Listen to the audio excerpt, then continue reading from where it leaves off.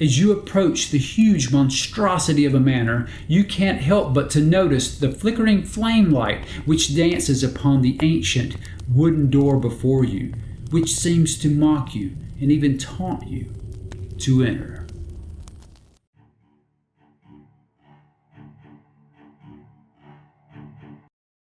Hey Downtimers, today we're going to be making simple tea light braziers, and we're going to be using woodsies, of course tea lights, and polyfill to make these.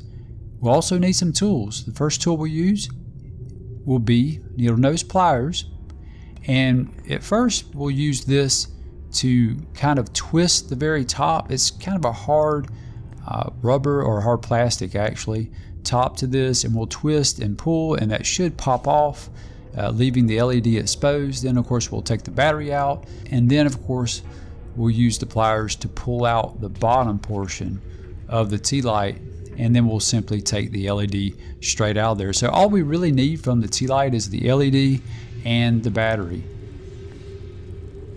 And at this point you might want to double check and just be sure the LED light and battery are still good and you didn't damage the light by simply putting the positive wire on the outside and the negative on the middle there of the battery, and then of course the light should light up.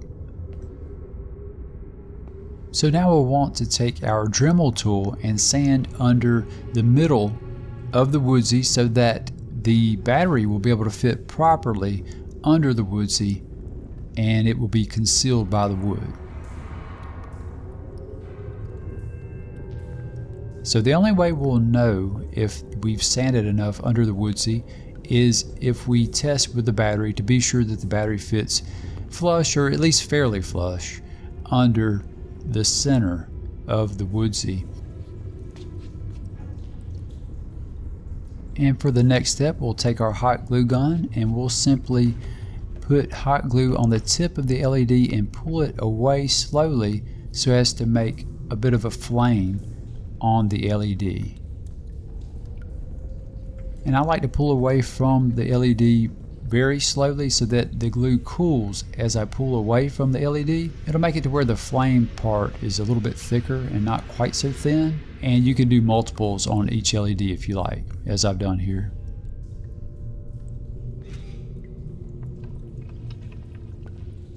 For the next step, we want to take the wires and make sure we know which is positive and which is negative. Of course, the positive is going to connect on the outside rim of the battery, and the negative will connect on top.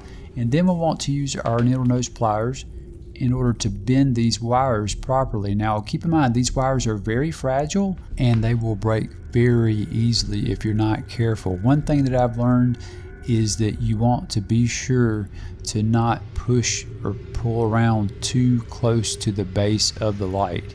If you don't bend the wires very much there where they connect with the light, the chances of those wires breaking is much smaller, although they can still break in other places as well. So the way you'll want to do these wires is you'll want to position them kind of like a running man. It's kind of a strange concept, I guess, but the negative, which will touch the top or centermost part of the battery, will be bent back in a curve about 90 degrees, and the positive wire will slope forward at roughly about 45 degrees, and the very tip of that wire will be bent very sharply downward so that you can make a nice connection with the edge of the battery. I just wanted to take a couple quick seconds here and say that my inspiration for this project was from DM Scotty's multiple tea light brazier videos that he has, and while I really like those and I'm actually planning on making some of those, I really wanted to see if I could find a way to make this just a little bit simpler and a little more compact. I really like the idea of using the tea light and the woodsie. But I wanted to see if I could get rid of the plastic cover of the tea light and just get it down to just the bare necessities, you know, basically the woodsie, the tea light, the battery, and maybe a little bit of smoke on top with some polyfill. And now we're going to paint these with some acrylic black paint, And all we need to do is stick our finger in the middle of the woodsy and hold it like that, and using that method we can paint the entire outside of the woodsy and most of the inside, all the part that really matters, which is the top part of the inside, because you're not going to be able to see much in the inside of the brazier because we're going to have a light there and some smoke. And speaking of smoke, we'll use our polyfill to make that with some black spray paint. You really don't need very much polyfill for this at all. And since the polyfill will float away on you when you start spraying, you'll want to be sure to position something behind the polyfill so that it won't spray away, or simply spray the polyfill inside a cardboard box.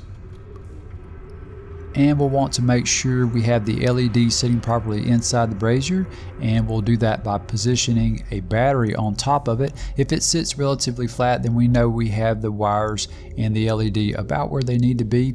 Then we can get our hot glue gun and put just a small drop of hot glue on the positive wire so that it's glued to the inside edge of the woodsy. Now here I'm showing the positive wire. It's really good for that to be poking just a little bit below the outside edge of the inner part of the woodsy or brazier, and you can see why. It makes it a lot easier to be able to position that properly. If you know where the wire is, that positive wire, it makes it pretty easy to know how to set it on the light. If you don't know where it is, sometimes it's a little bit tricky. So here we're going to put the polyfill or the smoke in the brazier, and I'm going to use some tweezers here in order to position that correctly. The polyfill or smoke actually helps secure the LED inside the brazier properly, and if you don't use this, you might notice it's a little more fickle than normal. If you do use polyfill, you can use as much as you like. I usually don't use very much, but if you have problems with the LED moving around, you might find that more polyfill meets your needs, as well as maybe more hot glue. If you do find the light moves around a little too much inside the brazier, you can always add more polyfill. You notice here I added on one side of the LED light, and then I added on the other side of the light, and then I simply twirled these two pieces of polyfill together, and it made the light stay inside the brazier a little more securely, and it didn't allow it to float around or move around too much.